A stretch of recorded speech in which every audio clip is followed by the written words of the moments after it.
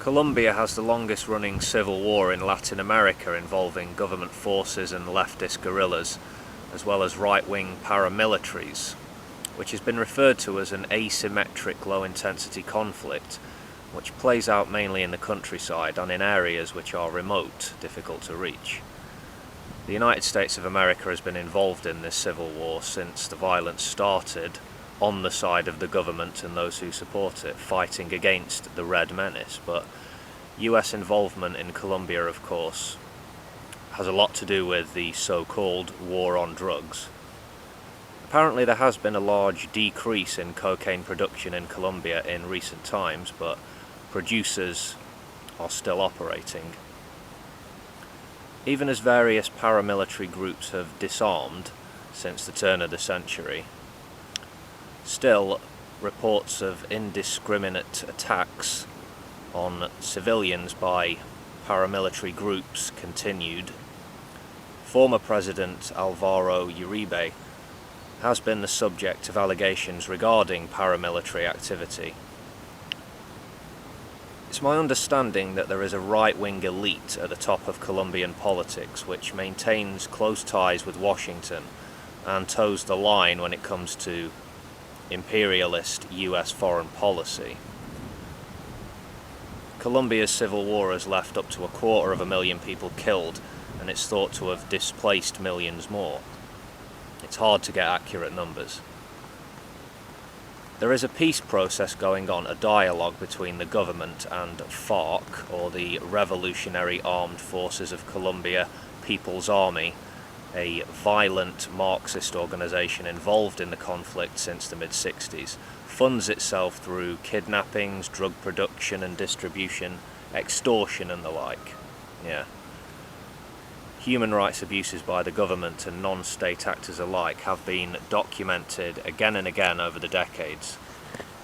I can't help but feel that the official lines coming from Washington attempting to justify involvement in Colombia's internal affairs are masking more aggressive motives.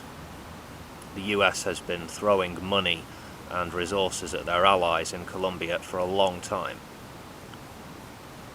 It's a lot to do with regional hegemony.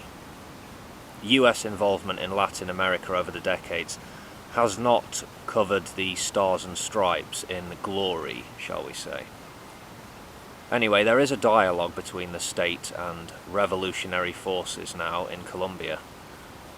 The government and rebel groups started formal peace talks back in 2012, meeting in Havana, Cuba. Over the last few years, significant breakthroughs have been made. There was a piece on the BBC's website put up on January 20th. The current president, Juan Manuel Santos, has told FARC leaders that an agreement must be reached on negotiating points of contention before the talks deadline, which is the 23rd of this month, a little over 3 weeks away. Obviously, the purpose of all these talks, negotiations, is to get a peace accord signed.